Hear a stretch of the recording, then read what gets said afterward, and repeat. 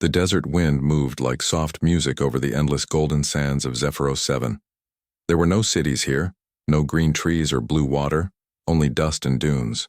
But deep beneath that surface, something ancient was sleeping, something human. Dr. Kaylin Miles stood at the edge of a wide excavation site. Around her, machines hummed quietly. Diggers, drones, scanners, all working to uncover a large metal structure buried under the sand. It wasn't like any alien ruin the team had ever found. It was clean, straight, and sharp. Human design. 10,000 years old. Kaylin adjusted the black band around her wrist. It displayed rows of blinking data from the scanners. Temperature normal. Radiation stable. Magnetic activity high. The vault was alive in some way, but silent. No door, no lights. Just a single curved wall made of silver-black alloy, smooth like glass. Behind her, Juno Tarek, the team's engineer, let out a whistle. "You know," he said, brushing sand from his suit, "this thing doesn't feel like a tomb. It feels like it's waiting." Kaylin gave a small nod. She'd been thinking the same thing. The structure wasn't broken or ruined. It was sealed, perfectly, like it was waiting for someone to come back. Around them, the rest of the team worked. 5 people from the Galactic Archaeology Department. Their mission was simple: explore the structure, record everything, and send it back to the orbital station. But Kaylin had a different feeling about this. She was a linguist, not just a scientist, and every instinct told her this place was important. They set up the base near the vault. Drones hovered in the hot wind, mapping the site. A thick door-like outline was visible now, though it had no handle or hinges. It was just a faint glowing arc in the wall, shaped like a human door. "Still no entry?" Kaylin asked, looking at the display panel on Juno's suit. "None," Juno said. "Laser cutters bounce off. Plasma drills, too. The surface absorbs energy like a sponge." Kaylin frowned. "Try sound." Juno raised an eyebrow. "Sound?" "Yes," she said softly. "If this is really human, they like to use voice patterns in their security, not just numbers." He hesitated for a moment, then nodded. They placed sound emitters near the glowing arc.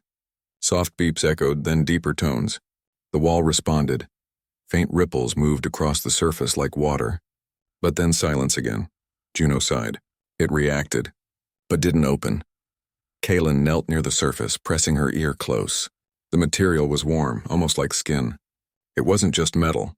It was listening, she whispered. "Hello?" Nothing. Then she tried again, but this time not a word, just a simple hum. A gentle sound that rose and fell like a melody. A faint shimmer ran across the wall. Her heart jumped. Juno stared. "It heard you." "It didn't open," she said. "But it heard you." That night the team gathered in the command tent.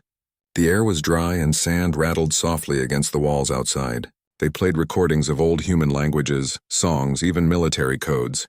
The vault responded to some frequencies but never opened. It was like solving a puzzle with missing pieces. 10,000 years, said Ari, the youngest team member. "Why now? Why here?" Kaylin leaned back in her chair. "Because we're here. And we're human." Juno looked at her. "You think it's keyed to human voices?" "Not just voices," she said. "Patterns, harmony, maybe even emotion." The team grew quiet. 10,000 years ago, humanity disappeared from the core worlds. No one knew why, but they left behind ruins like this one. Not war machines. Not weapons, vaults. Kaylin tapped the table gently. "It's a message. Or a test." On the third day, a sandstorm covered the camp. The wind howled outside like a living creature. The tent shook. But inside the excavation site, the vault remained untouched. Its surface glowed faintly through the dust like a lantern in the dark. Kaylin wrapped her scarf tighter around her neck and stepped closer to the glowing arc. She stood alone now. The others were sheltering in the command tent. She pressed her palm to the surface. "Why us?" she whispered. No response. She closed her eyes and listened, not to the wind but to her own heartbeat. She began to hum again, not randomly this time. It was a tune her grandmother used to sing to her when she was a child. A soft melody, simple but warm. And then, the wall moved. A clear tone filled the chamber, deep and old, like the voice of a sleeping giant waking up. The glowing arc brightened, lines of light spreading across the vault's surface in patterns like veins. Dust fell from the ceiling as the ground trembled. Kaylin stumbled back. "Oh my," Juno and the others rushed in, faces wide with shock. "What did you do?" Juno shouted over the sound. "I just sang." The vault made a low hum that matched Kalen's melody exactly, as if repeating it. Then a single phrase appeared on their wrist displays, written in Old Earth Standard. Key pattern matched. Human access detected. The glowing arc split down the center and opened silently, like a curtain of light.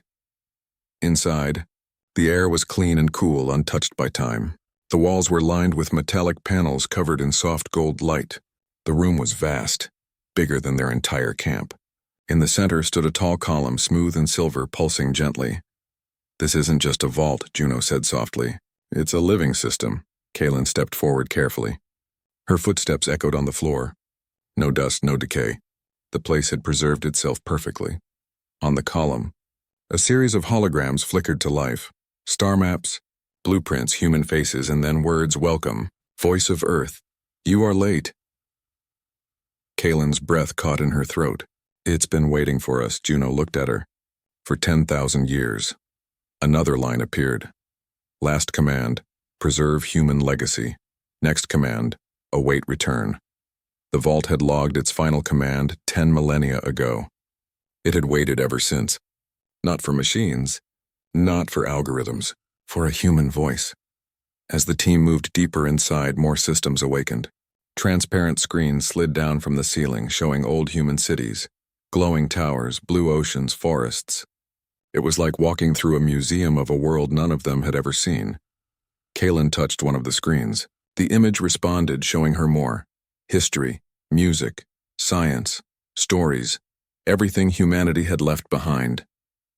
"Look at this," Ari said, pointing at a circular platform. "It's a data core. This thing holds everything."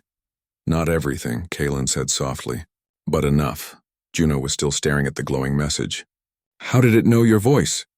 Kalen hesitated. "Because it's not just my voice. It's human. It recognizes the pattern, but why you?" She looked at the column again. The vault hadn't just recognized her voice. It had responded to the melody. Something simple, human, emotional. Maybe that was the key. Not just the sound.